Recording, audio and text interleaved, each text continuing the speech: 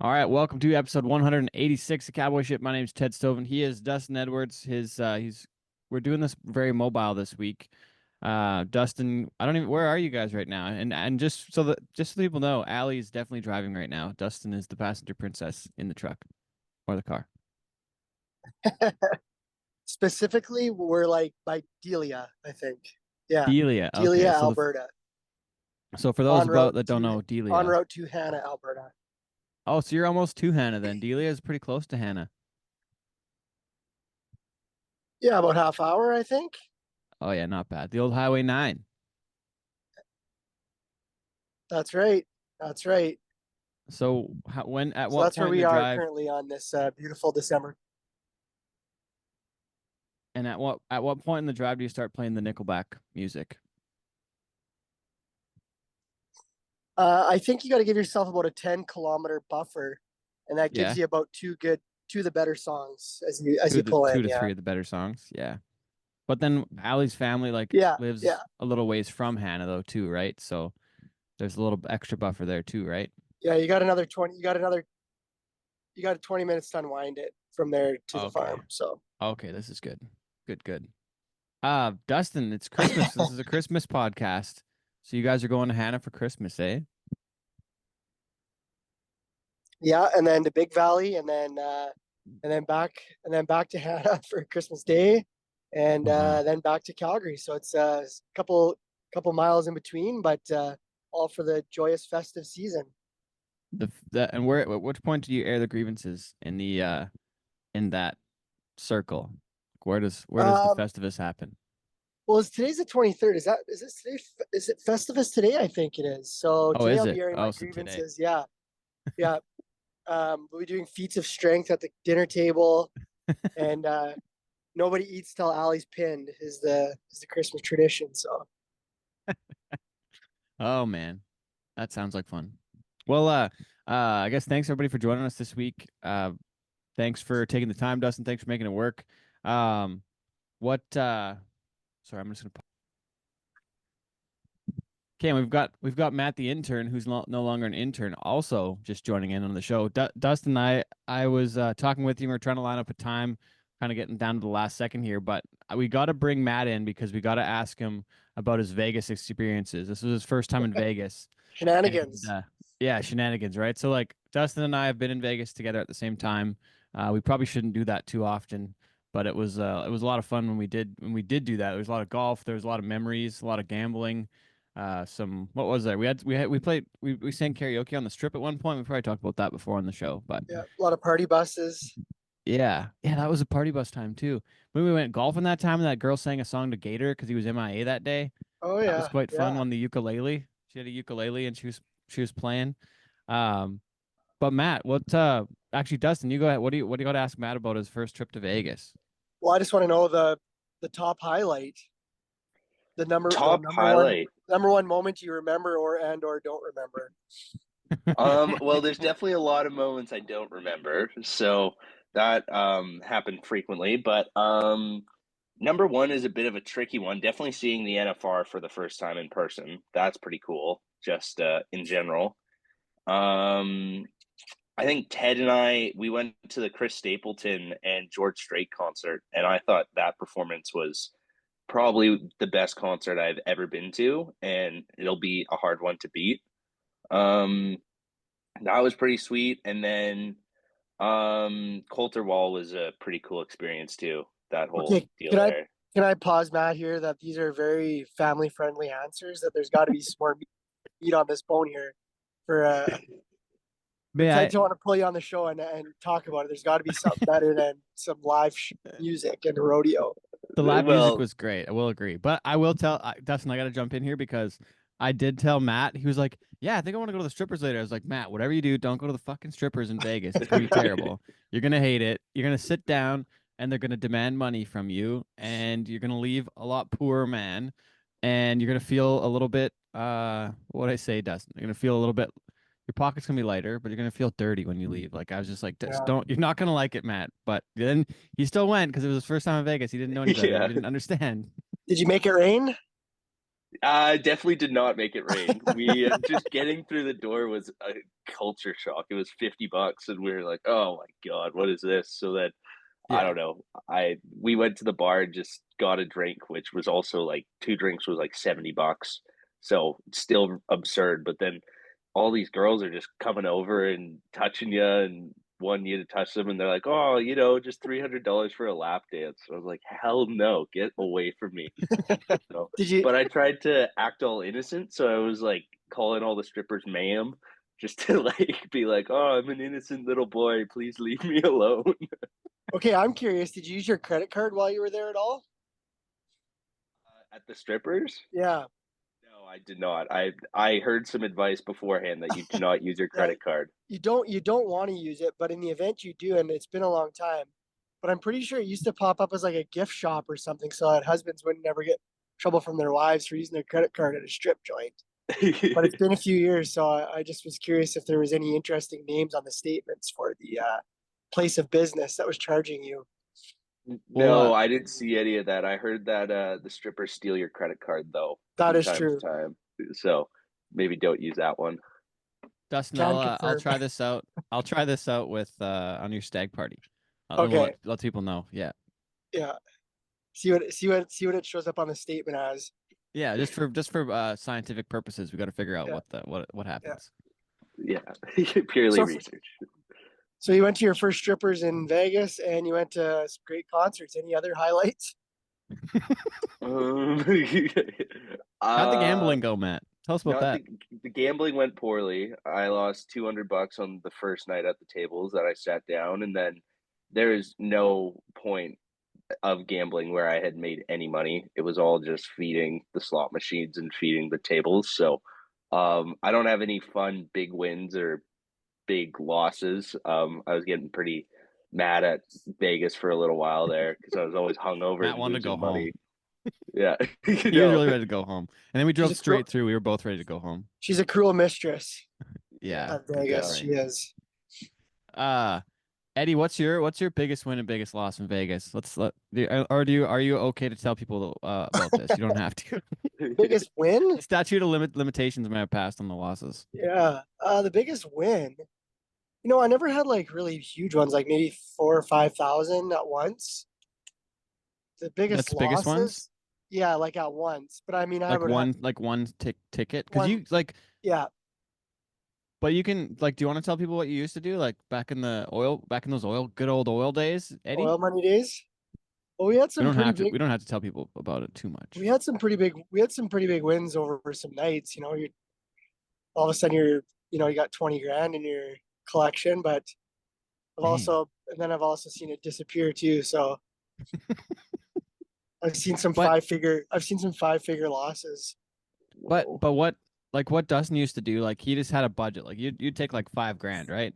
Like when you were in the oil field business, like you'd take like 5 grand cash and you go to the Yep. high limits and you'd bet big and then you'd win big and you'd also lose big. But there was Yeah. very rarely a time where you'd go and lose your 5 grand and then you're done for the week, right? But like that was what you'd take. Like that was your budget. And the dollar was closer to the same at that time, maybe, but It was, yeah, but honestly, like you're right. I never went there and lost it on the first day. yeah, But when you play in those high limit slots, like your wins are are bigger. substantially larger, right? The Yeah. nice thing is that you always get taxed on a jackpot, so it's almost like a Of like what, guaranteed 1,200 bucks more? savings. Yeah, anything over 1,200 or more, they take 30. I think it's 30 or 35%. So, if you won 10,000, they would take 3,500 bucks, Which and is then what you your could original apply. money was. And you could apply to get that back the next year from Vegas. So every year, it started becoming a cadence of getting my tax refunds back before I would go on my next trip. Yeah. So it's Hmm. almost like instant savings. Well, Yeah. and then you going at the high limits, you always got like the status with the casinos. So you had all the crazy like suites. Like one time I remember being at the Flamingo, you had this crazy ridiculous suite. I was next door in a regular ass room, and Dustin was like next door to me, but he had this like 4 bedroom suite on the top floor of the Oh, dang. Flamingo. Yeah, it was Yeah. badass. Yeah, and the one year they gave us those multi-bedroom suites and tickets to the rodeo every night and tickets to Shania Twain, and yeah, they were looking after us Whoa. pretty good. Limos picking us up from the airports. It was pretty good times. That was the dime. Those were the Dusty's Diamonds years. That's right. Yeah. Wow. You get your own room when you come and check in, and yeah, there's always gifts waiting for you when you check in and stuff. It's pretty good. So And by gifts, he does not mean strippers and cocaine. Rodeo no, tickets. those were extra. That was extracurriculars. I've only got a few minutes left here, but the rodeo it was fun. Trade show was awesome. Matt, we had a lot of fun. We drove all the way home. Dustin, we got to talk about this though. We got anything else on the Vegas trip? Anything, guys?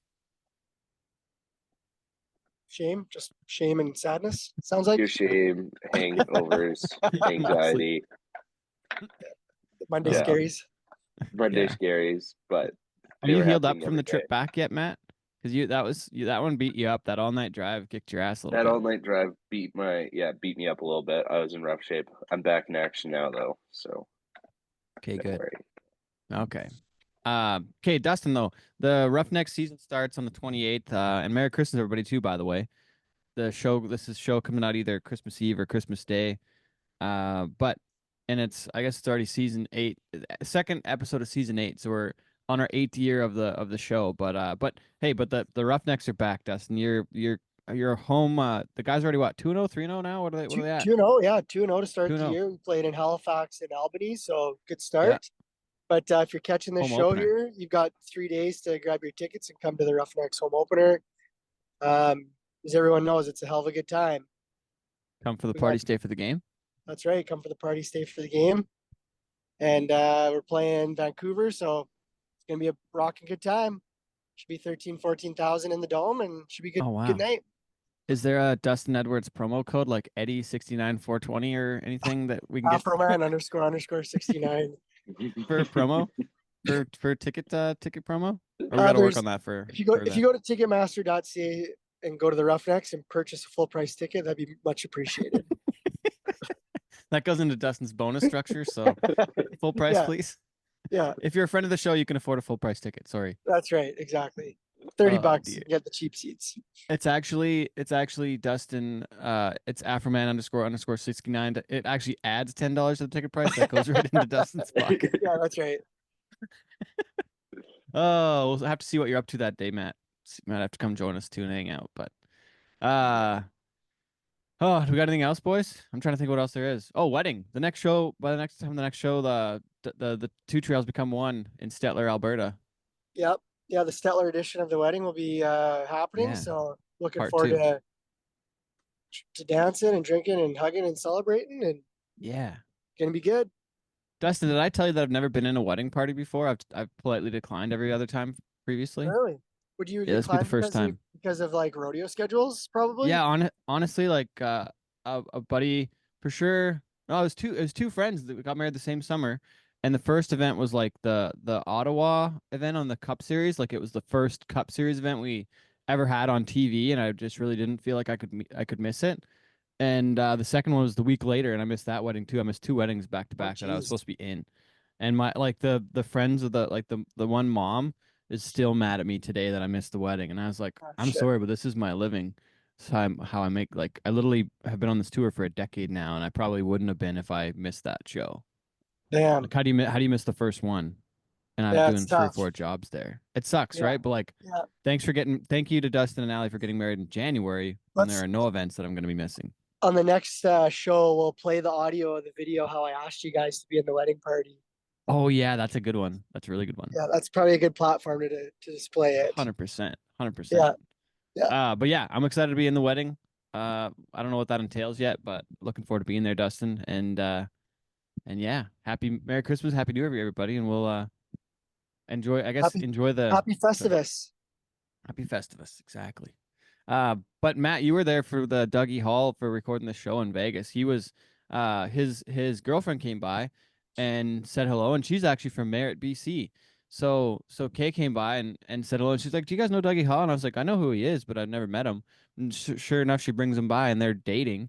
And then he's like one of our booth mates, like just down the way. So, turns out like we had a great conversation. We've become friends in the week and a half since, kind of thing. But he's called me a few times, and we've had a couple visits. So it was pretty fun to catch up with Dougie, and had a lot of great shows come out of Vegas. And Dustin, we're gonna make sure you're down there next year. Bring it down for a few days. Hopefully, I guess it'll depend on what your schedule looks like, but we'll work on Yeah, that. we'll do it. We'll be there. Yeah, awesome. We'll bring hopefully Ali can come down and we can have a little trip out of it. But You betcha. Matt, you got anything else to add here before we wrap it up? I think I'm good. Okay. If Dustin comes Matt- down, he's got to do all 14 though. Oh,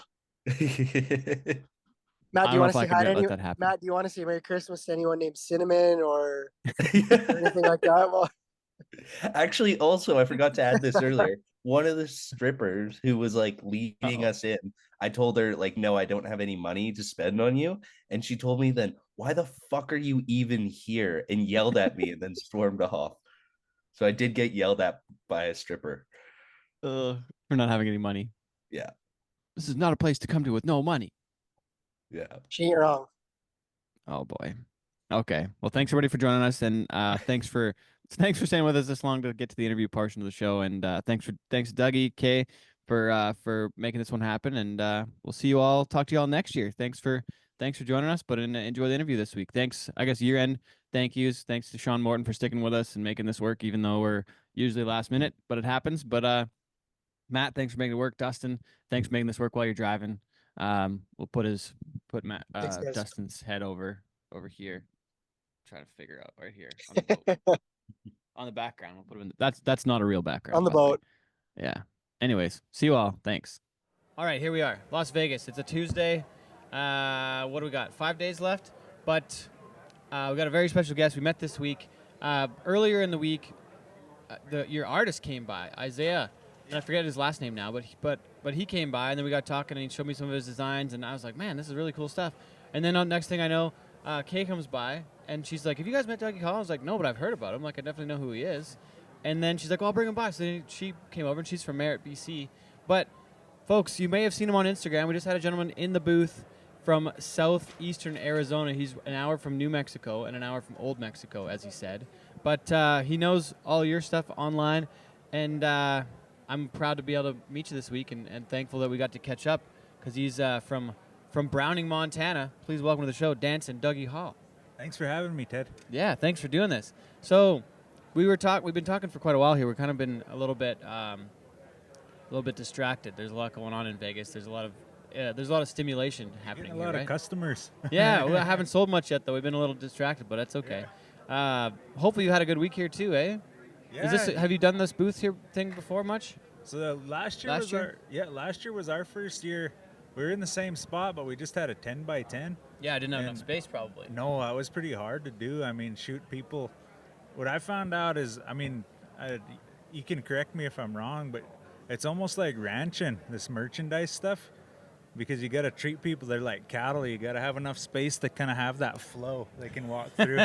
You know, you got to. I didn't have enough space this time. I screwed it up too. Oh no, you got that flow though. It's like a little corral. bit. You know But what it's I mean? it's a one-ended corral though. I kind of got a shoot. squeeze going on over here. Oh, they get I to gotta the get the end right of exit. They Yeah. get to the end of it and they got to buy something. So I guess we should we should do a couple things.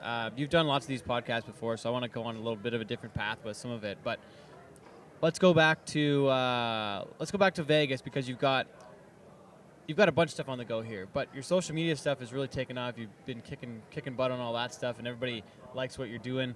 I like your line over here on your website. I got thinking about it. Don't worry about it.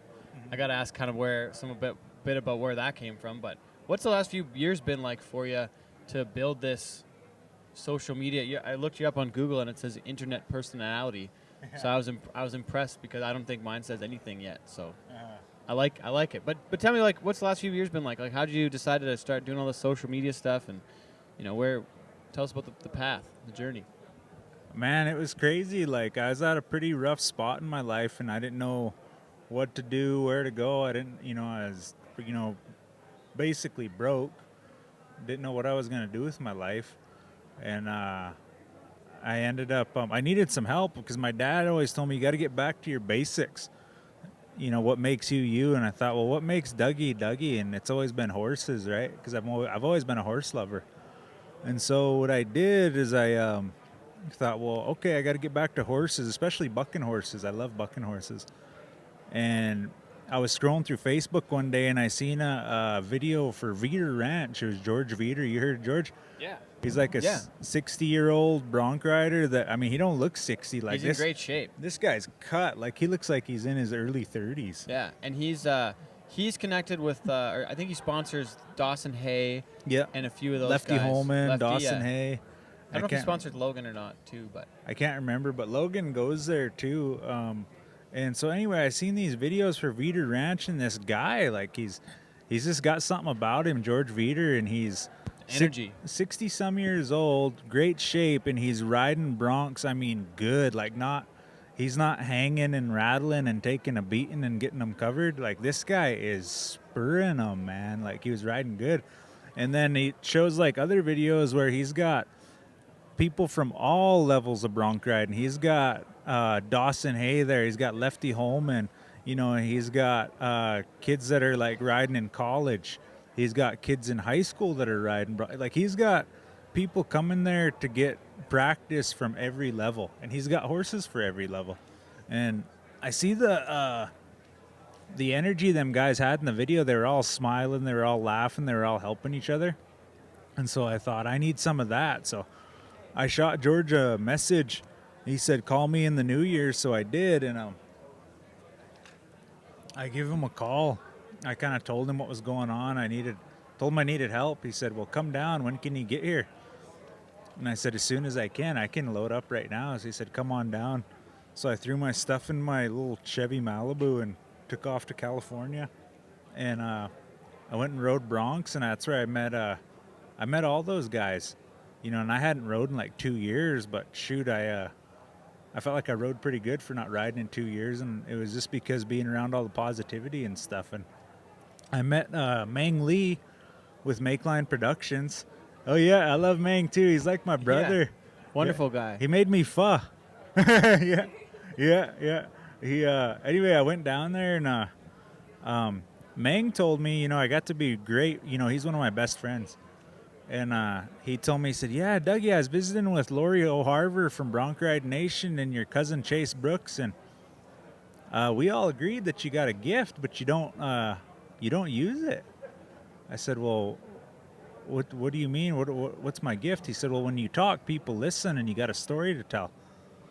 And you don't use it. I said, well, how do I use it? He said, Dougie, just video yourself talking on your phone, post it on social media. I said, well, what do I say? He said, well, talk from your mind and your heart. And I said, but Mang, sometimes my mind and my heart cuss. And he said, That's okay. Yeah, he said, well, say that anyway. So I did, and I just started screwing around doing it, and it took off. It took off like crazy, and it ended up turning into a full-time job. And next thing you know, I'm getting asked to come and speak at different places, and somebody said, hey, you should get some merchandise. So I did that, and that just took off like crazy. And I believe everybody's got that in them. You know what I mean? It's their gift is the thing they do the absolute best with the least amount of effort. And once you learn how to use it, and it might take a while, but once you learn how to do it and to use it, it's going to make room for you. And I was fortunate enough. I found it at around like my late 20s. I was gonna ask when that was, because we were talking about a couple things beforehand, but you got in a bad car wreck and lost your mom. Yeah. And from what I'm hearing, it sounds like that was a similar timeline. It wasn't very long after that you went to Veeder's place. Oh no, that was so I lost timeline. I lost my mother way before that. Okay. When I was 14 years old. Oh, a long time ago. Okay. Yeah, a long time ago. So I'm the baby of my family. I'm the youngest of 3 kids, and so me and my mom, we were close, right? Like we were like this. You know, she was my best friend, and she never drank. You know, she was a community health nurse at the Blackfoot Community Hospital in Browning, and you know, I was such a baby. In fact, I slept in the same bed as my mom until I was 14. Don't tell anybody that. I mean, well, I just said it on a podcast, but it's on the record now. But yeah, you know, I was a mama's boy, and it ain't no big secret, and it's probably gonna piss a lot of people off, but it's the truth. You know, And I'm just saying, growing up on the reservation, because I know that horse and I know that rodeo, because that's where I grew up. When you grow up on a reservation, you're surrounded by addiction, alcoholism, and drugs. And when you grow up on a reservation, it's hard to stay out of that shit because it's all around you. It's everywhere. And my mom, I was lucky to have her. She burned it into my head to stay away from alcohol. She made me promise her when I was a little kid that I wasn't going to touch a drop of alcohol because, as a little kid, you know, I always wanted to be a cowboy. I was always a horse lover. But I noticed like a lot of the adults in my family, especially the men, they reminded me of werewolves, right? You ever see werewolves on movies? They're regular guys during the day, but come nighttime, they start to change. Yeah. Well, anyway, they'd, a lot of them were drinkers. They're not bad guys. I want to get that out there right now. That, it's a substance, and it's addiction. Yeah, it's not them. It's them when they're on that substance. Yeah, people that struggle with alcohol, they're not bad people. They're good people. Alcohol just causes them to say and do some pretty bad shit, and they're people that have had a lot of hardship in their lives. You know what I mean? They're traumatized by something, and they don't know how to cope with it, and so they turn to alcohol because they saw the people before them do the same thing. And it's a habit. Yeah. It's sometimes it's not even intentional. Yeah, for sure. It's just it's a habit, and it's what they feel might be socially acceptable, or what, like, it might be some peer pressure and trying to fit in, and it doesn't, like, they don't mean to. No, not at all. And but me, like, when I was a little kid, I came to the conclusion that my family must be allergic to alcohol because, you know, when you're allergic to something, you break out in hives when you're around it or something like that. Well, my family broke out in handcuffs when they drank it. Oh, shit. And so I knew something was kind of wrong pretty early on. But anyway, became a horse lover, stayed a horse lover, and I got older. And I was about 14. When I was 14 years old, my family and I were involved in a car accident. And the only person killed in that wreck was my mother. So my mom got killed right in front of me. And that was a major, what would you call a major turning point in my life.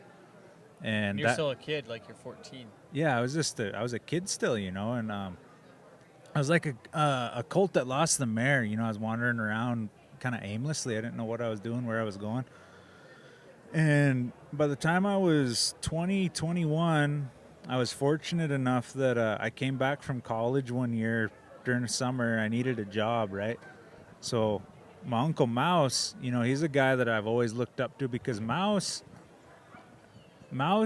ever since I was like this big, I watched that guy build a horse in his mind and take a mare and a stud and put them together to make that thought come true. And then watch on the bucking horse side of on things? the bucking horse side of things, and take that thought all the way to the Wrangler National Finals in Las Vegas, you know. And he's been my hero. He's been one of my heroes for that. He's like the Indian John Wayne, you know what I mean? And he's one of them guys, when he stands up to talk, people get quiet. Like, they got a lot of respect for that old man. And anyway, so I came home, needed a job. And you call him Mouse, but is his name Mouse? His real name's Truman. Truman. Yeah, but he got the nickname Mouse. That's crazy on reserves. I don't know if it's the same in Canada. You know people by their nickname, not by their by their actual name. Yeah, by their actual name. Ted's my made-up name. Oh, it is? It's not my real name either. Oh, really? Yeah. What's your real name? William. William? Yeah. How'd you Edward. get Ted? I was named after my grandfather. Oh, okay. Yeah. They called him. He was William Edward, and they called him Ted as well. Oh, cool. Yeah. Heck yeah. Sorry, I was wondering if he went by a different name but more folks might know. But it sounds like everybody knows him as Mouse. Yeah, everybody knows him as Mouse. Okay. And so anyway, I came back. I needed a job, you know, to get some cheeseburger and entry fee money. Yeah, as one does when they're in their early 20s. Yeah, and he college summertime. Yeah, and he was an outfitter. He owned a trail riding business on the border of Glacier Park, and so I went to work for him to be one of his trail guides. And so is that in Browning area? In East Glacier, right outside of Browning. Okay. Before the hill, like before going across the hill to go to like Whitefish and right before you head into the mountains. Hill. Yeah. And so anyway, I went to work for him, and you know, I was riding broncs at the time, and Mouse, every day I showed up, I'd go out and I'd gather all the trail horses, bring them in, and then all the other guides would show up and they would they'd start saddling and graining the horses, and Mouse would always wait. We clicked, right, because we're horse lovers, and he was like he grew up with my grandpa, my dad's dad. His name was Cap. Mouse and Cap were like brothers. You know, they're first cousins, but they was raised together. And he was a bucking horse guy. And so Mouse must, you know, got to missing his brother Cap, and, you know, saw some of Cap in me. And he'd wave me over into his office every morning. We'd drink coffee, and he'd tell me bucking horse stories and stories about my grandpa. And I fell in love with the breeding side of bucking horses from having coffee with Mouse. How many of the trail horses were bucking horses that didn't work out? A couple of them. Yeah, a couple of them were. You didn't tell the trail rider folks that. No. very often. It was crazy. Like one day, hey, babe.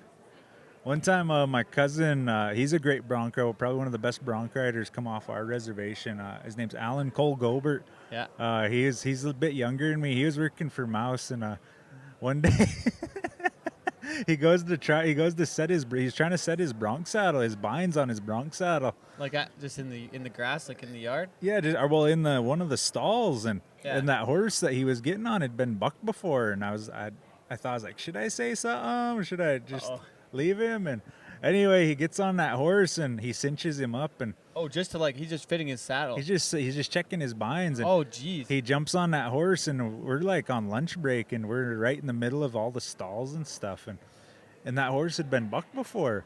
And Alan pulls it into him, and he like pulls his back. I said, hey, you should take your trail cinch off, man. And so he'll be all right. So I was like, all right, well, I'm just gonna watch and enjoy. Did you get your video camera out? Oh, I had a flip Should've. phone at the time. And, anyway, Alan crawls on that horse, and he goes to check his binds, and he's kind of checking. I could see that horse blowing and humping up, and I saw the back. You know, when you see the back end of that saddle start rising, I could see that back end kind of coming up, and that horse's ears were pinning. And Alan just reaches up and gasses that horse, sticks his feet right in his neck, and holy shit, did that horse come apart. That was anyway. That horse. Is this inside in the stall in a barn? No, it's out in the Outside, open. okay. And Luckily. anyway, that horse blows up, and I mean goes to bucking now, like not like trailing out across there. This horse is in one spot, Set up and to it. cracking. You're like, this one needs to go back on the truck. Yeah, and Alan's like, he's got a hold of that lead rope, and he's trying to pull him up. And anyway, I look over, and some tourists are coming to book a ride, and they like freaked out. They're stopped, and they see this, a wreck about to happen. I look over at them tourists, and I look at Alan. Alan's trying to pull him up, and I look at the tourists, and I thought, well, it's too late now. And I yell at him, "Spur, you son of a bitch!" Anyway, he grabs like it's a buck rein, and he just, one of the best bronc rides I've seen anybody put on was just In the pasture. yeah, like In the just right there in the stalls. And anyway, it was pretty cool. Yeah. So that's, Oh, man. yeah, Mouse got a kick out of it. His wife, my Aunt Joy, didn't though. I guess not. Well, Alan about got fired It's that not day. good. Not good advertising for the trail riding. Sorry, I went off. Not on all that. the horses are like this. I promise. Yeah, sorry, I went off subject there. That's okay. It happens. Yeah. We're probably gonna have a lot of that happen today, and I'm okay with it. Yeah, I like the randomness. for sure. So you're saying between college, we were going somewhere with it. We were between college and going to see going to the Vita Ranch. There's some more story in here that I want to get to in those years. Okay. And where you ended up, like you said, you were broke and didn't have anything, and you're in a bad place, and you called George. You go to his place. Seems like that was a turning point for you, was going to see him. But I want more of the story in between In there? between, yeah. Yeah, so I want to know. So anyway, I got to visiting with Mouse, and we'd visit every morning and talk about bucking horses. And finally, I look at him and I realize, he's old. He ain't gonna be around forever, and he's not contracting no more. And so I asked him one day. I said, "Hey, Uncle, what's your plans with your bucking horses?"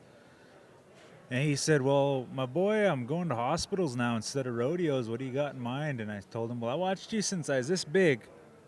Build a horse in your mind. Go put a mare and a stud together to make that thought hit the ground. Then I watched you take that thought all the way to the Wrangler National Finals in Las Vegas. I can't let that go. Will you sell me some?" And he agreed to it.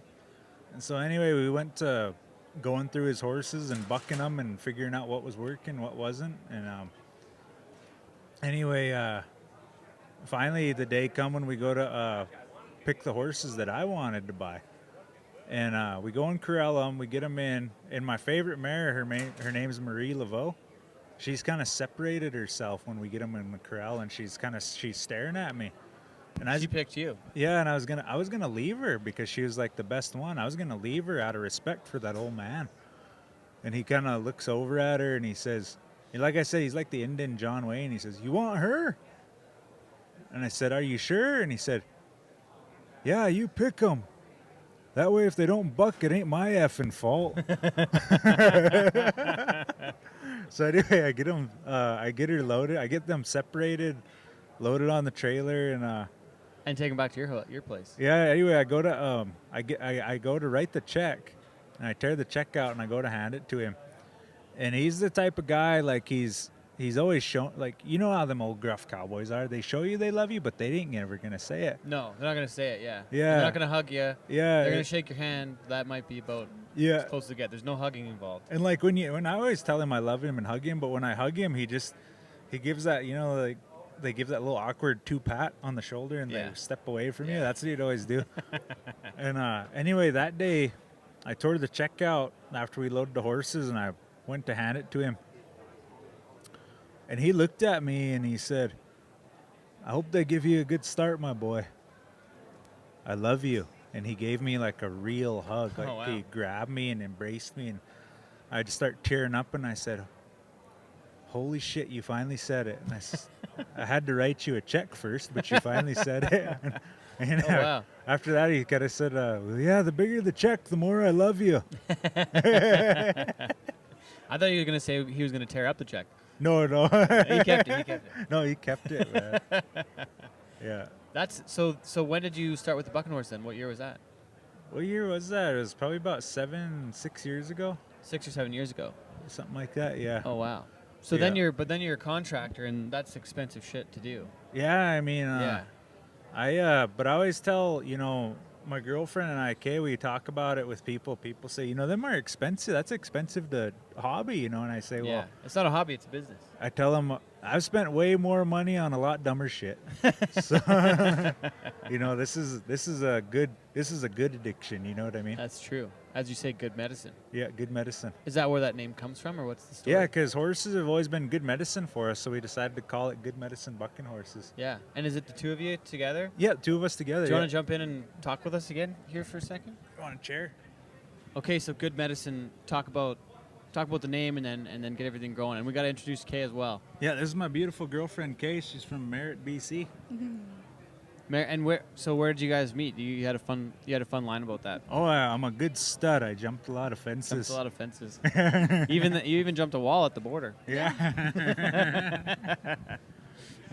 Okay, but you two meet, and is this did you have the Bucking Horse Company before, or how long have you been together? Like, tell us the story. So we've been together 3 years, and I got the Bucking Horse Company started like 6 or 7 years ago. You said. before I met her. But then, when she came into the picture, she really helped out.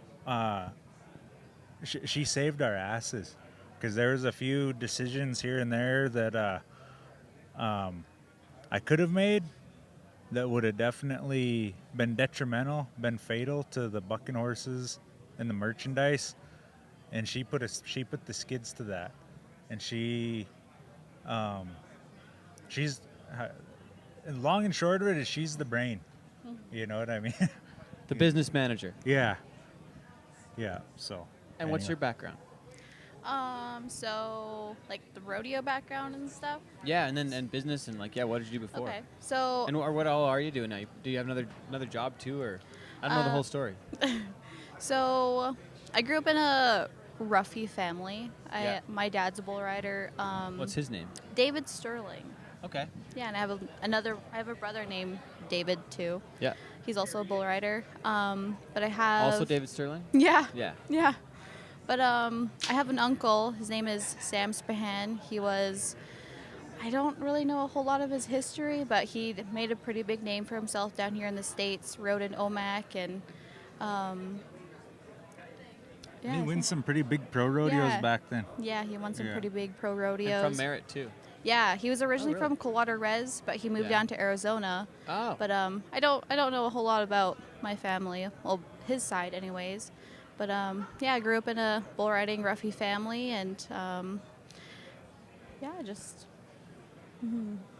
And then so talk about the clothing company side of things and the Buckin Horse company now. Like you guys have got a big booth over there in the next building, in the next room over there and whatnot. But like you talk about a couple decisions, like what was going on that Kay comes and helps and bails you out on some stuff here. I guess, how should I say it? When you start to have success and stuff, it attracts a lot of people And some sharks. and some sharks, yeah. Yeah. And Kay Yeah. put the skids to the sharks. And anyway, so if it wasn't for her coming in, And the I leeches too. yeah, I probably wouldn't have any bucket. We wouldn't have any bucking horses. Probably wouldn't have the merchandise company. She came in and she saved it. And me, I do the social media stuff and things like that. I handle the horse stuff and what we're gonna breed to what and all that. And but Kay handles all the business stuff. And I mean, I have some good ideas for merchandise now and again, but that's all her. Yeah. So That's awesome. The stuff looks great. How did Isaiah come into the fold on the design side with a bunch of your designs? well, I like his art. He's got some really cool stuff. and we needed some logos, and I had a friend do our first logo, and then we needed some more stuff. You know what I mean? Because when you got merchandise, you kind of need to be diverse, and As we know. yeah, for sure. And so we And some works and some doesn't. And then you gotta Yeah. get rid of the ones that don't, and then try and buy more of the ones that do, hopefully. And For sure. And we had a friend say, well, I use Isaiah Stewart. And so I gave Isaiah a call, and he was, he's been our guy ever since. they've That's been awesome. BFFs ever since. best friends. yeah. Oh, that's awesome. How long till we get one at the Thomas and Mack with the big yellow shoots? Hopefully it's pretty quick because, a lot of those guys that are, consistently in the top 15, they're all our friends. You know what I mean? And your cousin. And my cousin, yeah. Well, Chase At least Brooks. one cousin, probably. Yeah, one cousin. And So far. they're them horses are drawing a lot of attention because they're not treacherous, they're not man killers, they're not they're all because we work with them since they're babies in the buck and shoot. They ain't gonna kill you in a shoot. That's kind, because there's some that will try and kill you. Yeah. And so anyway, they got their eye on us. They've been watching, and so hopefully they'll vote some in here sometime soon. Hopefully, fingers crossed. Yeah. Anything else you want to add, Kay, on this side of things? No, Yeah? I'm good. Awesome. Yeah. Well, I hope you have a great rest of the week in Vegas too. Yeah, thank Thanks you. for coming by and introducing Yeah. us all, eh? Yeah, thank Appreciate you. it a lot. Thank you, babe. Yeah. Awesome. Thank you. Okay, so we got to talk about the name, Good Medicine Bucking Horses. It seems like it came from Bad Medicine. Maybe it's the other side of things, but tell us the story of how the name came to be. Who named it? Was it your name, or was it Kay? Did she end up being part of it, or what? Like, So we Some of both the deal. named it that. Our so that name's new then. It was just you were probably on your own with your own name before with the horses with Aces Wild, or like what? Yeah. Oh, I wasn't. what- So Kay, What's the timeline? I wasn't even. See, how can I say this? Any way you want, but we'll try and not offend too many people. Yeah, I was trying to Or we can, remember. whatever. I was trying to remember when I think we were together when we came up with that name. So the name Good Medicine in native culture, it anything that makes your heart happy, that brings you, you know what I mean, makes you feel, how would you say it, like joyous, happy, things that are we call that good medicine. And horses have always been that for me, so that's why we decided to call them Good Medicine Bucking Horses. Yeah, that's where that name come from. And I'm finding it kind of funny right now because bucking horses are still bucking horses, and horses might be good medicine for you, but Sometimes they'll give some of those guys some bad medicine, and when they buck them off, chuck them on the ground. Oh yeah. But Oh, they're yeah. still nice. They're still probably nice horses. But Yeah. as you say in the buck and shoot, boy, they know their job. They got a buck. Yeah, for sure. We try to. I don't know. We like them we like it when them guys make money on horses. You know, there's some contractors out there that get a kick out of it. You know, when guys get bucked off, but you know, we want them guys to. We want to raise the type of horses that are money horses. You know what I mean? Horses that guys will drive across the country to get on. You know what I mean? Help you get some money. So, but every now and I like again it. they do buck people off. So tell us quick a couple of the top ones in the string and some of your top mares and whatnot. That like the one you got from Mouse. Yeah. That horse still around? Yeah, Marie Laveau. Yeah, Yeah. she's around. She we actually got a stud colt out of her last year, out of Warren Johnson, out of Jardine, Montana. He owns Hell's Aurora and Outfitters. Well, he's an outfitter and he's a bucking horse, man. He's got some of the best bloodlines in the world, and we partnered up with Warren on her, and we actually got a stud colt out of her last year, out of his stud Fringe Jacket, who bucked last night here at the NFR. And so, Right on. yeah, so we got that stud colt, and we're going to use him to breed when he's a little bit older and stuff. And yeah, Marie Laveau, she's one of our mares. What would you call it in the quarter horse industry? Broodmare, is that right? Yeah, she's a brood mare. What would you call her? A blue hen? Oh yeah. Yeah. every She's laying a lot of golden eggs. yeah, every horse that mare's Golden thrown goose. is every horse that mare's thrown has been a bucker. Really? Yeah, so our horse that made the Columbia finals twice now is her name's Stacy, and she's a Marie Laveau daughter. Did you ever So hear? Marie Laveau is Stacy's mom? Yeah. Did you ever hear that song, Stacy's Mom? Oh yeah. That's why we call her. That's why we called that mare Stacy, is because Stacy's mom's got it going on. Yeah. She's always throwing a bucker. So So what's the next? So was the stud that she throw? Is that horse's name going to be Stifler now or what? a Stifler? Oh, I don't know. Oh, it's a good. I didn't even Possibly? think about that. Possibly. Okay. We might have to do a naming naming rights on that one somehow. Yeah. Maybe I got to sponsor that one with you. Yeah, for sure. Oh man. Okay, so we got to talk about the video side of things. Like, what's been some of the stuff that's really took off for you and really like made it be a thing for you online? Like, what I know, like the yeah, just go into that a little bit. Sorry. Man, for me, it's always just been being authentic, being rigorously authentic, doing hard work and surrendering the outcome. Man, because like you can't make somebody like you. That's true. You know what I mean? And They're gonna be their choice. it's too hard to try to be something that you're not. You know what I mean? So if you just are yourself, no matter what, the right people will come into your life, and the wrong people are definitely going to get the hell out of your life. So that's always been my thing when I do the videos and stuff, is just be who I am. Don't try to put on no mask or none of that stuff. Just be who you are and say how you feel. And like I said, the right people come and the wrong people leave. It's been worked out pretty good. What about Kevin Costner's Horizon series? That was a lot of fun. I got to work on that first one, doing some stunt riding and Yeah. And like bronc riding, stunt riding, or like no, just are you done bareback. bronc riding? Or are you still? No, Where you I took this last year off just to. We were pretty busy with our businesses, and I had a couple of opportunities I'm not allowed to reveal yet. But Oh, really? Yeah, they're gonna. You guys will Stuff definitely. you've filmed, I'm assuming, or recorded. Yeah, I'll just leave it at that. Dang, that's exciting. There's some Yeah. big stuff here, though, between the Horizon side of things. You've done Flint Show before, Luke Branquino. But also, for those that don't know, Dougie's been to the National High School Finals Rodeo Qualifier, College National Finals as well. Reserve champion in the Big Sky region. That's a big deal to do that well in the bronc riding side of things too. Yeah, it was crazy too, because like I That's remember. where you got your nickname too. Yeah, like it was when I was a junior in college, and I was. It's totally different coming from growing up on a reservation. You get on a lot of tryouts, right? Yeah. You learn a lot of kids that grow up that want to be cowboys on the reservation. They learn how to save their ass, but when it comes to riding something that bucks, I mean, like actually bucks, it's a totally different ball game. And so when I got out of high school, you know, at the high school rodeos, you get them bloopers and you get some tryouts and stuff. But then when you get to college, it's Start getting some better ones around. yeah, I mean, you're the guys that are putting on the college rodeos, they're bringing their colts that are going to be at the national finals in the next couple of years.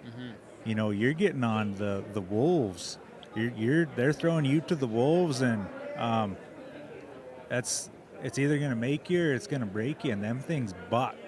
And I got my ass kicked for a long time, but I was either brave or stupid enough to keep coming back. And when I was a junior in college, it was crazy. It was in the fall season.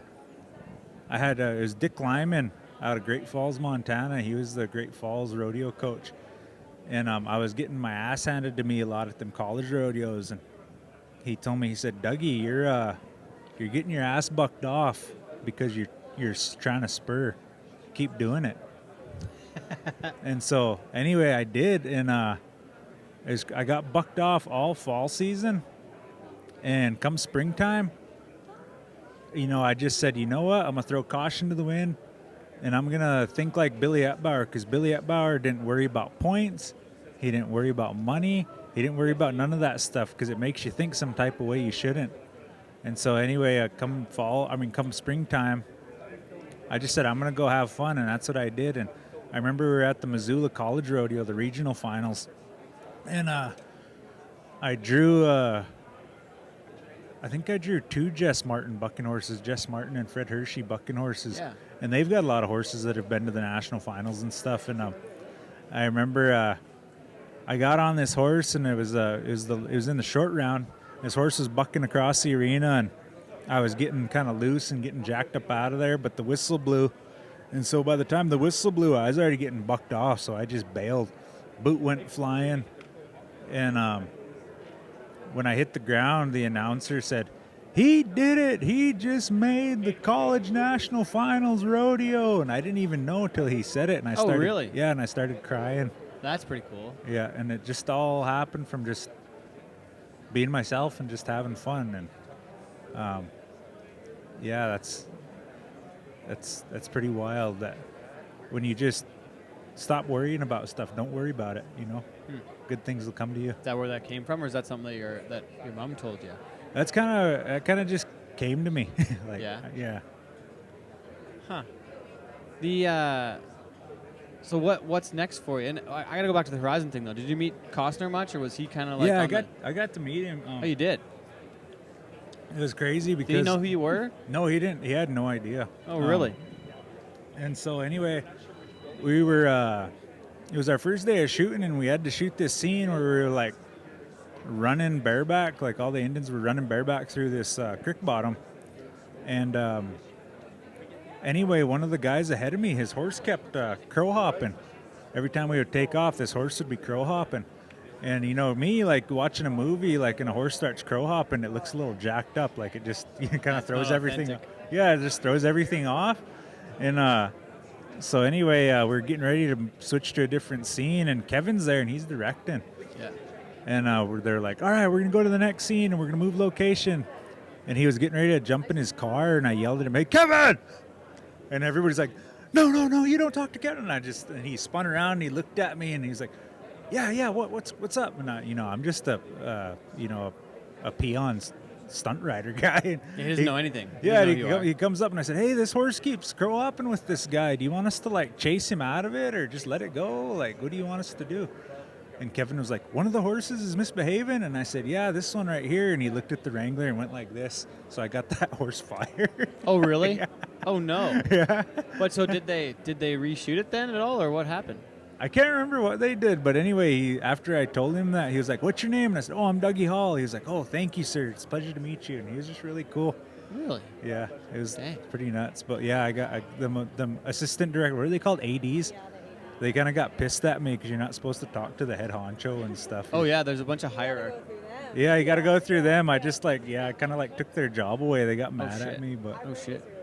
Yeah, he's cool. And it was funny because you ever watch Dances with Wolves?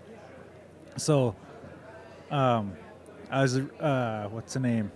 I was reading this book, Matthew McConaughey's book called Green Lights. That's a good book. Yeah, and Matthew McConaughey in that book, he says somebody told him you got to be like wet shit because, you know, when you step in wet shit, you you know, it sticks to you and that you remember it.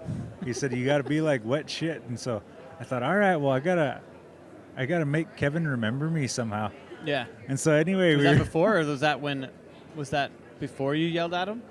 Or No, that was before I yelled at him. That's not why I yelled at him. But anyway, we were doing another scene, and all of us Indians were all in line, and we got to go riding by this, like, we go riding up this river bottom. What was the costume for that scene?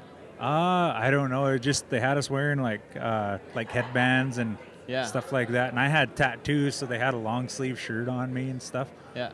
And anyway, so all of us Indians were all in a line. We go riding by him. And you guys have watched Dances with Wolves? And anyway, Kevin's on the beach of that river there, and he's talking with Tatanka Means, one of the main actors, and he's doing his directing thing and all that kind of stuff. And we all go riding by him to get set. And I look over at Kevin, and I was just waiting for him. I was just staring at him all creepy like. And anyway, he finally like feels me staring at him, and he looks up and he sees me, and I say, "Lieutenant!" Do you remember that scene? The Indian kids, they can't say lieutenant. They call him lieutenant. And so I yelled at him, "Lieutenant!" and all them other guys start yelling it behind me. No Holy way. shit, he laughed. He thought it was hilarious. But, Oh man.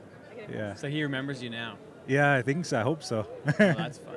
Yeah. Did you guys get connected afterwards? Like after filming, did you get to shake his hand or say hello or anything like that? Or I seen him at like a dinner and stuff, and he probably don't remember me now, Okay. but yeah, I just I don't know. I guess I just had to do it because, you know, I'd regret it if I didn't. I thought, yeah, you got to take a chance to say hi. I thought, you know, this might get me fired, but it's worth it. But it's worth it. Yeah. Okay, I didn't know this though about going to school, University of Montana Western. Is that Dillon? Yeah, in Dillon. In Dillon, yeah. But you actually have a business administration degree and a bachelor's degree, and it's on the horsemanship side of things. Yep. So I'm sorry, I don't know, but what is natural horsemanship? Natural horsemanship. It's like, it's how would you say it? It's learning how to ask for what you want with sugar instead of salt. With horses. Yeah. Really? Yeah, because me, like, you know, I grew up like It's a horse training program. Yeah, it teaches you. They should call it a natural humanship program. It changes you. Oh wow. Your way of thinking and how you go about things, rather than trying to force things. You know what I mean? It's learning how to act, like looking at things through the horse's point of view and things like really? that. Yeah. I don't look at horses the same after I went through that program. I guess not. Yeah. And then on the business administration side of things, that's probably come in handy on these new ventures for you. Yeah, it's helped out. It definitely helped out a lot. I got a lot of knowledge from Montana Western on the business side of things, and a lot of my business education though come from Uncle Mouse. With his trail riding business, right? With the stuff that he told me, you know, he said, how did he tell me that one time? He said, you know, you could spend your whole life like, you know, I can't remember how he said it, like making somebody else rich, or you can be your own man. He's the type of guy. He taught me how to be my own man, think for myself, and do something for me. You know what I mean? Yeah. Yeah. He sounds like a great mentor in your life. Yeah. He's probably one of the biggest influences I've ever had. You know. Yeah. He's a great guy, great human being. You mentioned earlier on more of the growing up side of things, and then being, you kind of talked about it beforehand before you really got going on the bucking horse side of things, and on the social media stuff that you were, like you said, you were broke and didn't have much money, and you're like, what how did you start really getting things picking up again to kind of go the right way? Like, it was getting back to the horse though, it sounds like. Yeah, it was just getting back to horses and being my own man, you know, and especially like not worrying about what people think of you, because it's just not healthy, you know what I mean? Whenever I thought about what somebody was saying about me, I just saw my bank account going dry. But when you're authentic and you're yourself without apology, you know that it's like that bank account grows. You know what I mean? And not only actually with money, but like probably with friends and people you surround yourself with too. Yeah, for sure. Eh? Most definitely. It probably helps in a lot of ways. It's a lot. Like Mouse told me, you're only as good as the company you keep. So if you hang out with 5 professionals, you're going to be the 6. You hang out with 5 champions, you're going to be the 6. And if you hang out with here's another Browning cowboy. If you hang out with 5 Dakota, come meatheads, on you're over gonna be here. the 6. How you guys doing? Okay, so how far? I know that your address is Browning. Yeah. So you guys have to be close somehow. I don't know the story, but Never Oh, heard sorry. of this guy. Hold on. We're Never met we're this guy still in my rolling. life. You never met this guy? You're just from the same place? No, but seriously though, what's the story? I don't know how you guys would know each other. Besides you're both from the same place. We grew up together. Actually, I guess similar age because you're probably what 32, 33. So we actually graduated same year. Oh, no same way. High school. No Yeah. shit. Yeah. No, I actually made Doug skip a couple classes for the first time in his high school career. Oh really? Yeah. That was Okay, so for those that might not know, we've had a couple special guests here already today. But Dakota Lewis, he's wearing his PBR World Finals jacket from, I don't know which year that would have been from now. this one is 2022, I believe. 2022. Yeah. Yeah, and aren't you on one of the teams too, or have been part of the teams before? So I was a part of the Austin Gamblers the first season there. Yeah, And then I started to rodeo. So that's back in the PRCA side of yeah. things. Yeah. Yeah, I've been getting a rope quite a bit. That's been a passion of mine. So On the all-around side of things again? yes, sir. And you've been roping forever because your dad, was your dad rode bulls too? Yeah, so my dad, he was an INFR world champion Yeah. in the And bull then riding. So were you. Yep, yes, Yeah, sir. Twice, right? 3 times. 3 times. Yep. I don't have it all memorized. Sorry, Dakota. Yeah, no, you're good. Dakota spent a lot of time up our way. That's how we know each other from when I was doing a bunch of video stuff back in the day. Oh, really? Yeah, that's the connection there. Heck yeah. Yeah, I known Ted since he was cracking 90-point bull rides out. Heck yeah. I only stayed on a couple times. Oh. Yeah. Okay, but so you guys know each other, like went to high school together, it sounds, or went to school the whole time. Yeah, no, we rode steers against each other at a young age. We started out right there, same age, so I feel like we kind of went through all the levels. We actually have a inside, I wouldn't call it a bet, it was more of an agreement Yeah. that at some point in time, if Doug was to get on a bull, I would get on a bronc. Uh-oh. And Doug already got on his bull.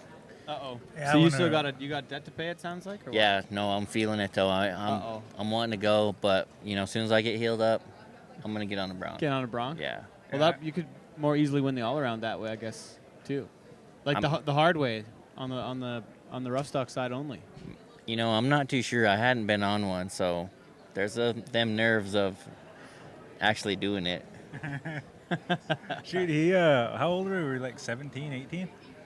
Yeah, somewhere around there. Yeah, he had a brand new Phoenix vest, and I entered the rookie bull ride over at the Majestic. Yeah. And when they what say- is the Majestic? I don't know what that is. It's An indoor arena over there in Kalispell, Montana. Oh, is yeah. that where they had that bull riding? Like Shane Gunnison Yep. used to put on that thing in the wintertime? Yes, sir. Okay. That same. Majestic Valley Arena. yeah. Right on. So they had a winter series every 2 weeks, and for us up there, it was the only thing to go to. Well, they had novice bull riding that weekend, and Yeah. that's where Doug had entered up. They weren't novice bulls though. Like that one, I got, I got There's on. no him. novice in that bull. Yeah, no, there's no novice in that guy. Like I got on, and I had Dakota's brand new vest. I thought I was gonna Probably be. just demolished it. I thought I was gonna be a bull rider after that. Like I thought I was gonna love it. I had a brand new glove, and I got in there. And Dakota and Colin Johnson are pulling my rope, and anyway, I nod, and that bull like comes out and just starts getting it like right there in the gate. Like was he like 2 jumps me? In Doug's defense, I had never seen this bull buck that hard ever, and I've seen this bull go quite a few times, and he had his day with Doug. I come down and he just double barrels me right in my chest. Put 2 big old holes right in Dakota's new vest. Brand new vest. Yeah, Brand new brand new. vest. Oh no. Yeah, I got off. I got up. I stumbled back to the chutes. He kind of rung my bell. And I took my glove off, grabbed my rope, and I just like gave it away. After that, Dakota, you need to take this back. yeah, I was done. done. Yeah. I gotta ask you guys what's well, so we talked about it a little bit before on the honestly on the addiction side of things and growing up in Browning, like it's not easy to stay out of that way, but you guys have both been very successful coming from at odds where a lot of your friends maybe had a tougher time. Yeah, no.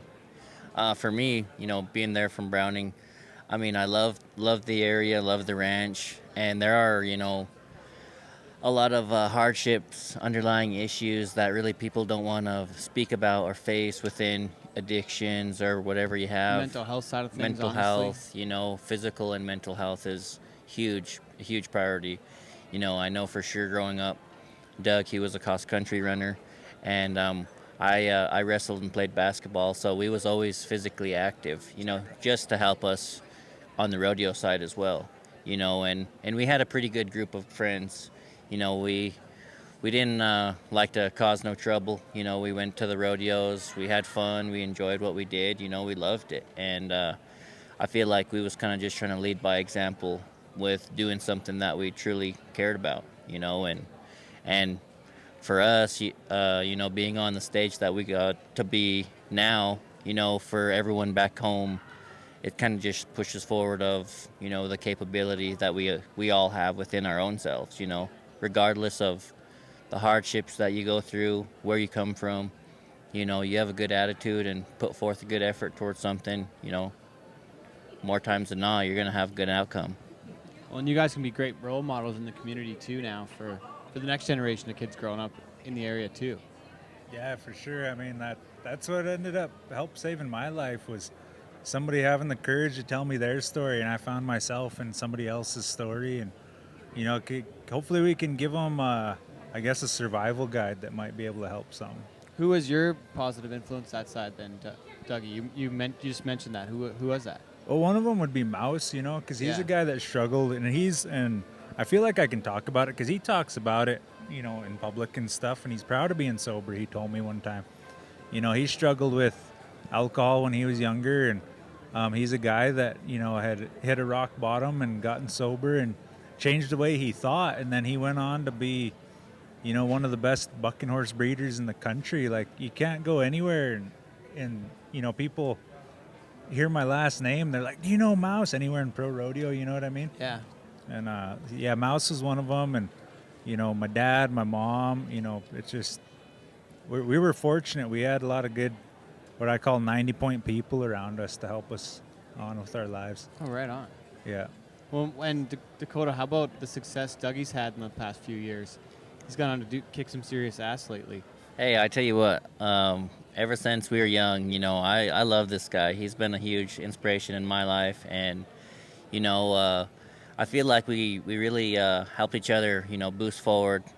And, man, to see this guy have the success that he has, I'm super proud of him. So, yeah, no, I'm Proud of you too, brother. when they say, do you know Dougie Hall, I always tease around, but we seriously consider each other brothers, like we've been through some hardships and in some real life situations, and we've been to some highlights. I was just seeing on Facebook the other day, there's a picture of Doug on my bucking shoe actually at the Pro Rodeo in Regina, and I don't know what he's doing with his hands. In the summertime or in the the wintertime? The Maple Leaf finals. Yeah. Correct? Yeah. So when it was just a rodeo. Yeah. Yeah, no, so Tyson from Bar C5. Tyson Cardinal, yeah. Yeah, he was standing on there. I was on one of his bulls. I ended up winning the round. But Doug is standing on there too, and he has a shirt like he has a hairy chest or something, like all the buttons are wide open. And he has both of his hands like this. Not too sure if he was just trying Looks to like ride he's him trying with to me. clap. Yeah. He's trying to clap for you. But yeah, no, that come up on Facebook the other day. It kind of But he's made me laugh. showing off his chest pubes a little bit. Yeah, it took me like 20-some years to get two of them. I was proud. Yeah, no, it was awesome because they had a big cowboy dance right there afterwards, and we was In the walking dirt. around. We was walking around trying to get something to eat, and they turned on Cotton Eye Joe, and Doug, he just started bouncing around out there, started getting after it. Pretty soon, the entire dance floor, the crowd, people not even interested, was all hollering at this guy. Yeah. So I had to whip out Snapchat and get it on Snapchat for a little while. As soon as he seen the video was out, he started kind of taming it down. But Uh-oh. this guy had some moves. And that was when he was riding too. That was part of it, eh? Yep. Yeah. Yep. No, that's the other thing too. We've high school rodeoed. I seen this guy get on his first few horses, and Yeah. like I said, I'm super Watched proud me of get him. killed off quite a bit. You know, I had to give it to him because up there, you know, it's bucking horse country, and whether you're a beginner or whoever you are, you're probably gonna get on some ranked bucking Some horses. buckers. So yeah, had to give him that for having the courage to want to do it because I sure didn't. Yeah, no, he's always right there on my shoot, helping me out all the time and stuff. I appreciate you. Dakota, what's something that people might not know about Dougie, or something we could ask him that I might not have thought about yet or might not have got to? Man, there's so many good stuff. You know, so actually one time he came with me to Wickenburg, Arizona. There's a Yeah. big team roping going on down there. We was down to our last couple $100. Went down there on a hope and a prayer and a dream. And didn't win anything. So we was I both, thought something great was gonna happen here. so we was kind of sitting there thinking like, how are we gonna get home? Shit, you we know? don't got any money to get home. So we there was one more roping and we talked it over. I'm like, man, I don't know. Are you guys What do roping you think? together? No, I was the one I was roping. just there. Yeah. This guy, he- Chauffeur. yeah, he was Yeah. my motivator. He had me going. I had to rope 2 feet. Yeah. But yeah, no, I ended up going to one last one. Ended up placing, winning a little bit, and got us home. But Yeah. we, it was kind of funny to look back and kind of see, you know, the priorities we have now compared to then. I guess Yeah. how far we've grown. We ended up over here. I can't remember. It was like in that same time frame. Yeah. We was broker in hell. And then we went and bought like $80 steaks and Oh dang. yeah, like spent the last little bit of our money. That wasn't very smart, but we had to enjoy Vegas. Yeah. Why not? That's awesome. Thanks for jumping by, Dakota. Hey, no, I was actually coming in here to see this Doug. Yeah. I knew that his booth was over here, so Yeah. I had just gotten into town, and it was kind of crazy. This was the first row that I showed up in, so Well, that's great. Thanks for stopping by. Good to hey, see you. appreciate you guys. Yeah. Good seeing you. brother. Good to see you. Okay, Dougie, we've had a couple friends stop by, and it's been a little busy in the booth. I've appreciated having you here to visit with me, and I'm sorry I didn't have more time and spend more time on the homework side of things. I wish I would have, so we could get in depth on more of it. But I love your message and what you're doing, and I appreciate the role model you are for your people and for a lot of people out there. And I'm inspired by what you're doing. Thank you, sir. I appreciate you, man. Yeah, and I wish you a ton of success. I hope it goes amazing for you, and I hope you have I hope it goes great for you. Like I hope you got a couple horses here in the next few years too. I hope so too, man. That's what we're gunning for. We want to get some horses here. We want to keep having a booth. We want to keep doing what we're doing, man. It's been a lot of fun. I wish you success in this stuff too. Yeah, thank you. What do you think has been part of the success so far? Like what, and like going back to Meng, when Meng tells you have a gift but you're not using it, like I'm impressed that you took that feedback. 'Cause some people are like, oh yeah, thanks, cool, but like you actually took action on it and you did something with it. Yeah, it's not like one of my uncles told me one time. You know, don't use this and talk about it. Use your ass and do something. And so, Has that got anything to do with the quote about having multiple horses? oh no, it's when I was what the hell? How did that? Mouse said that to me one time. I can't remember what the subject was, but I was trying to do too many things at once, and nothing was getting done. And Mouse told me, "My boy, you got a lot of horses to ride, but remember, you only got one ass." So, anyway, that's where that one comes from. Okay. Yeah. What about what's next for you? What's coming up besides like working on the horses and trying to get some stuff down here? Like you got a few things in the works, and you've got the clothing side of things, and like I hope you guys have had a great week down here. Thank you. Yeah. Well, what else? What do you got coming up next? What can you tell us about so far? So I've been a part of a couple of projects that I'm really excited about. Like I said, I'm not allowed to reveal it yet. Yeah. And just keep trucking along, keep doing what we're doing, just grow what we're doing, grow the bucking horse company, grow the bucking horse herd, quality over quantity, grow the merchandise business and grow the speaking business. Just keep doing what we're doing and ride with our eyes front. You know what I mean? Yeah. Yeah. Have the vision out ahead of you. Another thing Mouse told me, he said, my boy, watch your own gate. Because if you watch your neighbor's gate, shit's going to get out of yours. So I'm gonna, I'm going to try to watch my own gate. What are some of your favorite quotes that way then?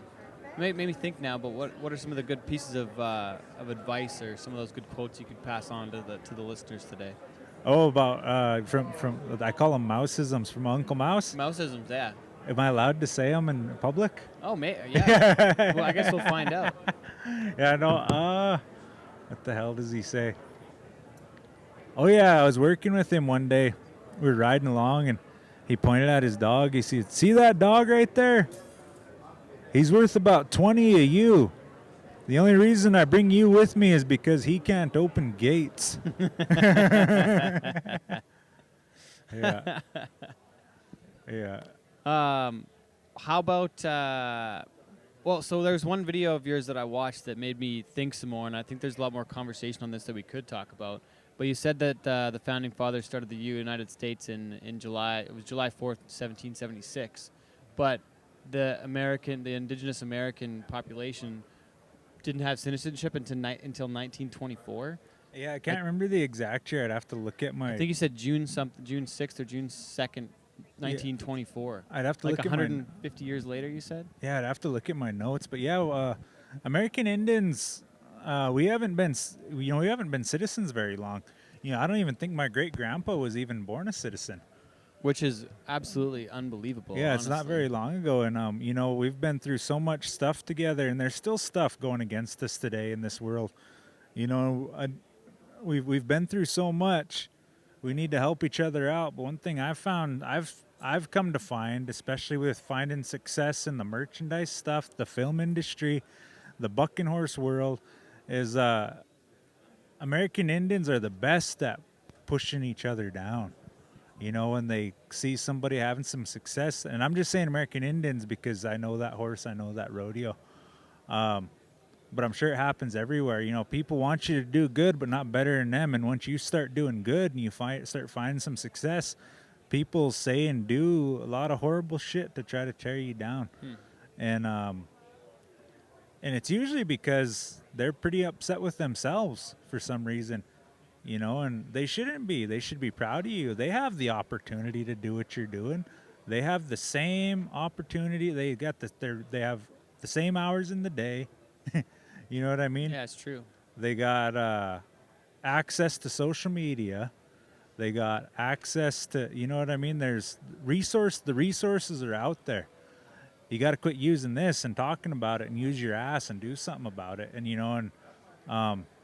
And help people out, and when you help somebody out, in turn, don't help somebody out because you're trying to get something, but it's just kind of like, it's almost like a unwritten law. When you help somebody out, that makes them feel good, and in turn, they're going to want to help you too. Mm-hmm. But if you're a prick and you're jealous, nobody's going to want to help you out. And I found a lot of that, especially in Indian country, people that I wouldn't even expect it from. And it's going to hurt a lot of times because it's going to come from people you know and people you love and people you respected at one time probably. But you just got to keep on moving forward because this life is between you and Creator, and that's not between you and them. Mm-hmm. You know what I mean? You got to be your own best friend. It ain't selfish to be a little bit selfish. We can't look after anyone else if we can't look after ourselves first. Yeah, for sure. Yeah. I don't know. We're obviously way behind on the respect for the indigenous culture in North America. I don't know how to say this, but the white man comes in and steals your land in 1776, or in Canada, I don't know. What were Canada?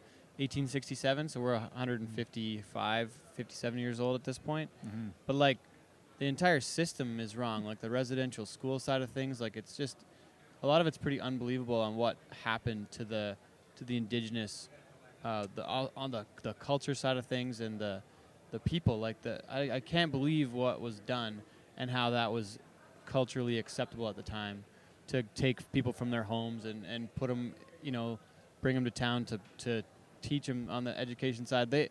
they've been the indigenous people have been living in North America since I don't know when. I don't know when, right? Been quite a while. I think Right? they found that there's been people in the Americas since the Ice Age. They Yeah. found some footprints in White Sands National Park. I can't remember how old they were, but it was definitely people were here, but a lot longer than they previously thought. I guess Yeah. I should say. And so I guess what my point is that the native culture in North America is way more established than the European folks that come over and claim the land for their country. I guess it's I guess it's essentially forcibly, but like it makes me think about what what needs to be still done, and what would help the most in a place like like I feel like the reservation system is completely. I don't know. Like, what are your thoughts on it? Even I'm trying to ask what you think about this right now and what would help, because the system right now I don't think it's working. Can I say that honestly? Like, Yeah. is it working? Is it not working? Is it what's right or wrong at this point? I don't know if there's a right or a wrong answer to that question, but in my opinion, so first responders, firefighters, paramedics, cops, and I'm pretty sure soldiers too, obviously. When they go through some pretty messed up shit, they go through what do they call it? Debriefing. Yeah, They- decompression. A decompression, a debriefing, where they're allowed to talk about it, and it's like a mental health thing. They have somebody to talk to about it. Yeah. I think that needs to happen to the native culture. I think we need to be debriefed. I think we need to talk about it, because say like those things happen to that generation, where they were like taken from their homes and this and that. A lot of horrible things happened to Not them. that long ago. Yeah, that was like what, two grandpas ago. Wasn't that long ago? Yeah. Things There are happen. many people that are alive right now that have experienced that. For sure, things happened to them, and they were introduced to alcohol. And so, what do they do to cope with it? Those horrible things that happened to them. They drank alcohol. Well, then those people had kids, and they did the same thing that their parents did, and then they had kids, and they did the same thing their parents did. Then they had kids. Now you got me. You know what I mean? I think you got to break the system, or like the habit. Yeah, I think we need to go through a cultural debriefing. We need to talk about it. We need to be allowed to talk about it.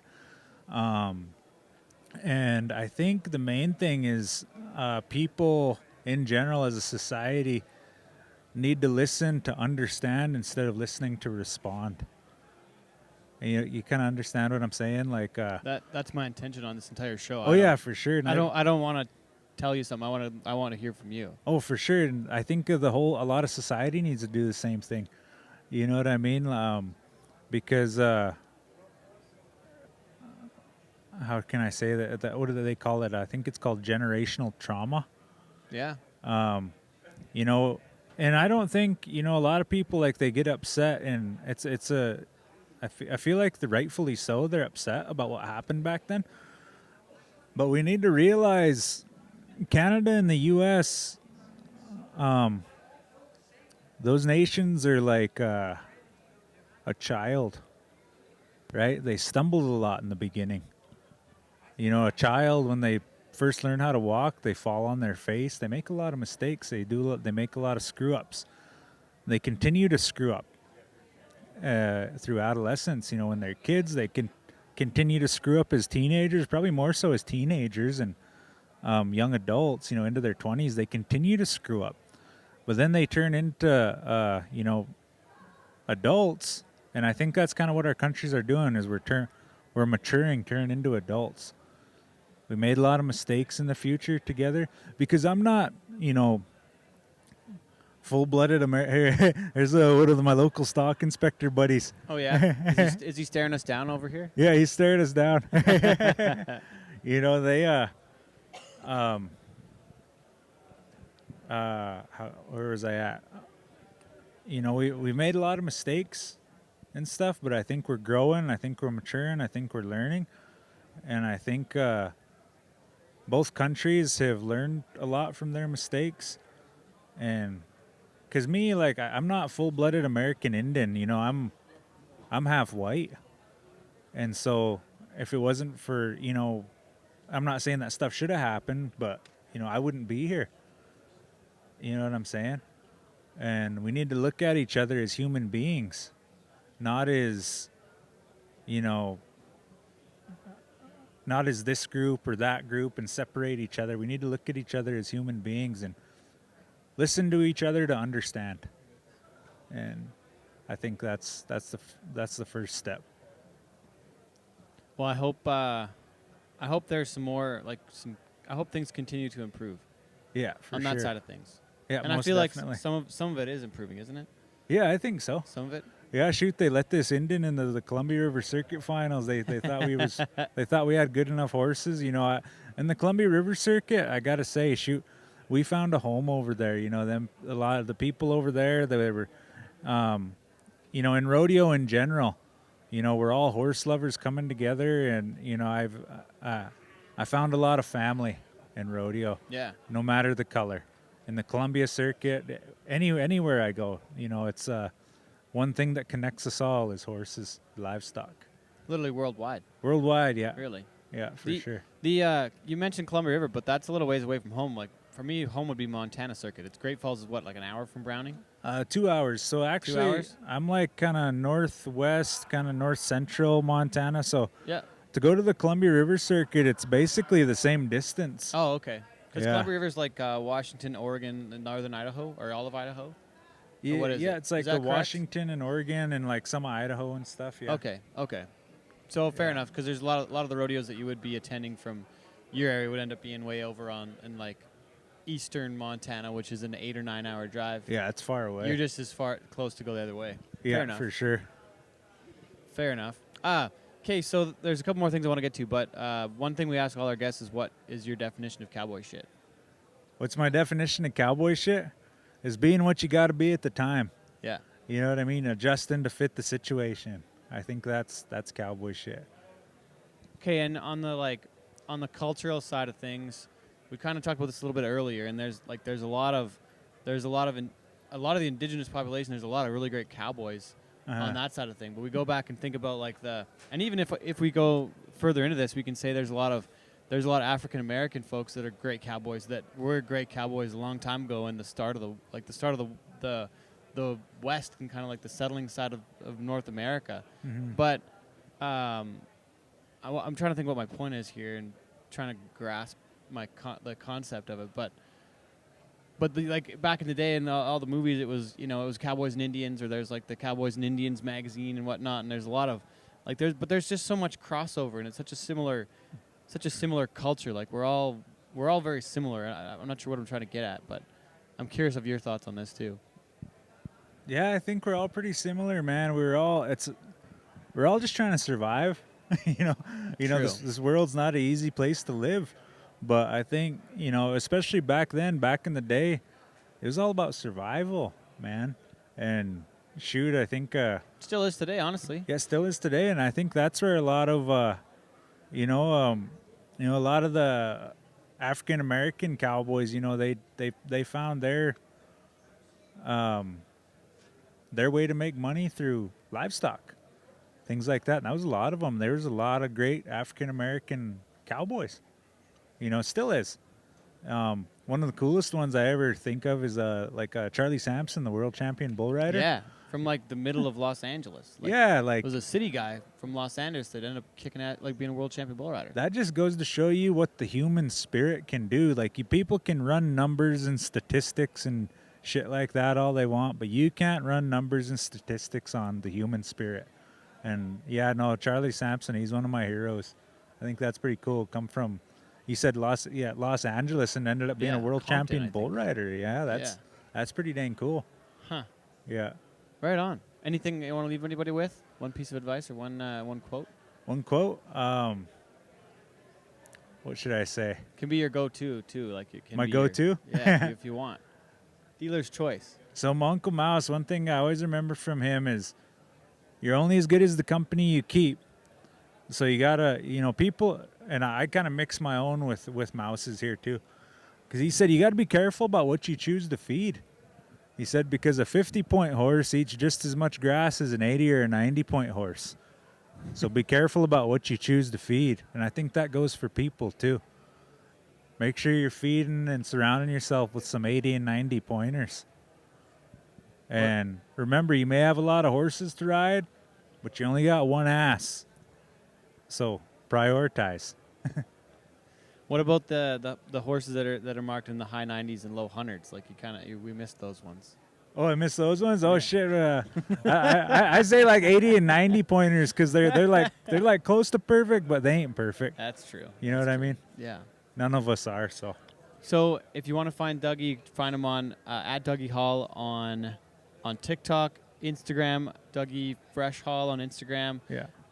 The website goodmedicinebuckinghorses.com. Check out all of Dougie's merchandise. The whole brand with Good Medicine with the Buckers, and I missed something else too.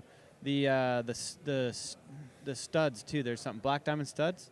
Oh, Black Diamond. Yeah, that's one of our bucking horse Diamond's- studs that we got from Okay. Uncle Mouse. Yeah. Yeah, That guy, he's so his dad, a pretty looking horse. that horse is like in his 20s. We're only going to have him for about 5 more years, so we're going to go ahead and capitalize on his bloodlines. So his dad's dad was Big Paul, who came from Paul McInerney, and Big Paul was actually the last son of Grey Wolf before Grey Wolf died. Really? You ever hear of Grey Wolf? Well, I remember Airwolf, the That- big white from the Franklins, like the. So But Grey Wolf was he's a PRCA Hall of Fame bucking horse stud that come from the Took family over in Ekalaka.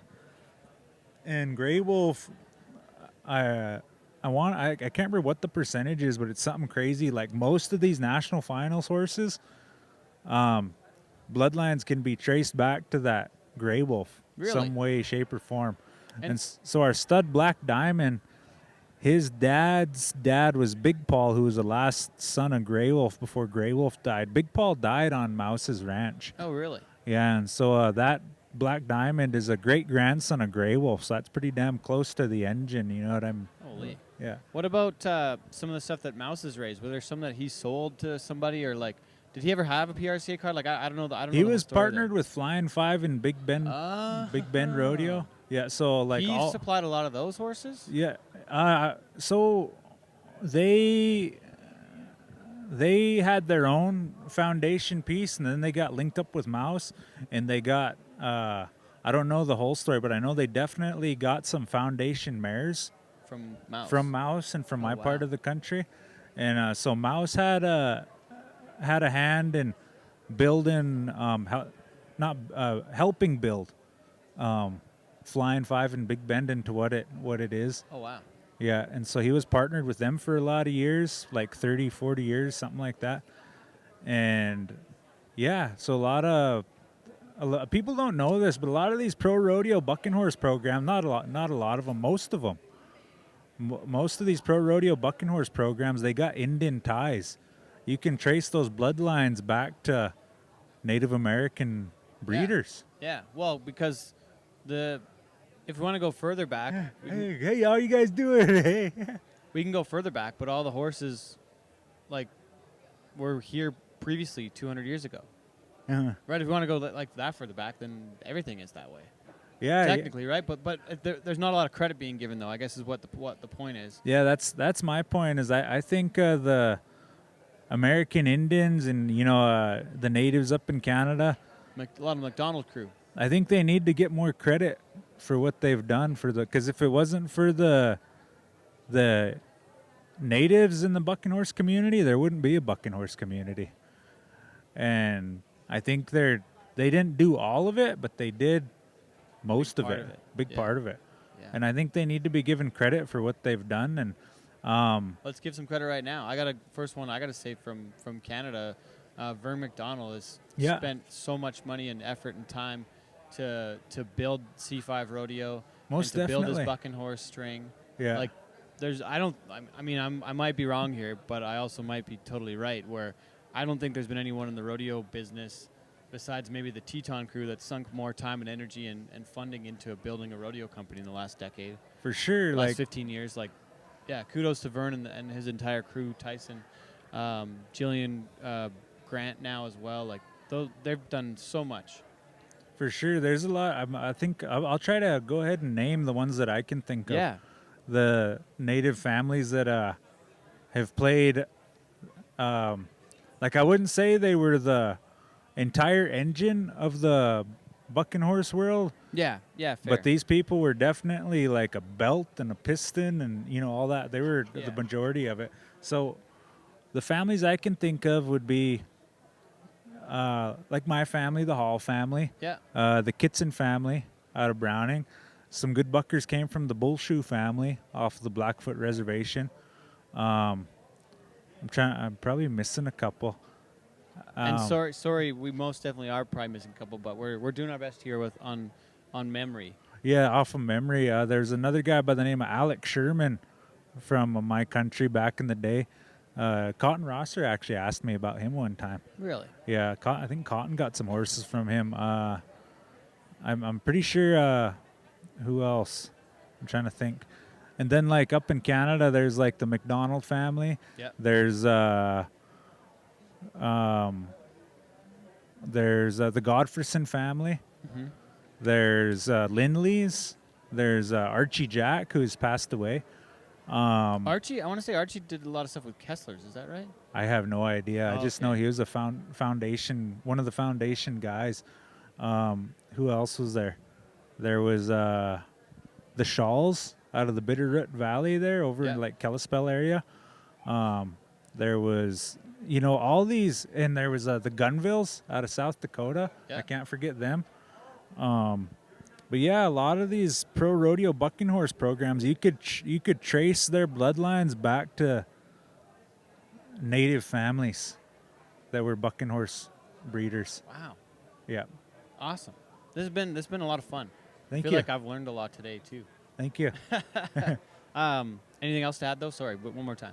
Yeah, and I don't want to I'm not trying to discredit any of the pro rodeo guys, the PRCA guys. Absolutely. And and I got to say, like the Calgary Stampede, like there's been like they've done so much for rodeo and Western sports and the breeding side of the horse side of things. Like For sure. up in Calgary, and you got Wayne Vold, and you got the Kessler crew, and you got legends now. Yeah. Like not discrediting anybody. Outlaw Buckers, Nansen Vold is now as well. Like sorry, not Jimmy Lawrence, Kelly Rimbaugh, all those guys like done so much. Because those we wouldn't be who we are without them. They wouldn't be who they are without us. Yeah, it's a good relationship. You know what I mean? We've helped each other out, and I hope we continue to do that. Yeah, me too. Well, once again, good medicine, buckinghorses.com. Check out Dougie at Dougie Fresh Hall on Instagram. But get all your good medicine bucking horse stuff online, and come see Dougie sometime. Come check out the booth. Yeah, come check us out at the Rio. I'm on booth 306 in Cowboy shit. Ted Stovine. 2601. 2601. Yeah. Thanks for stopping by. Thanks for taking the time. You bet. Thanks, Thank Dougie. you. Appreciate And it. Blackfoot, get a Mutson. See you later. Okay. See you later. Thanks, man. Yeah, thank you.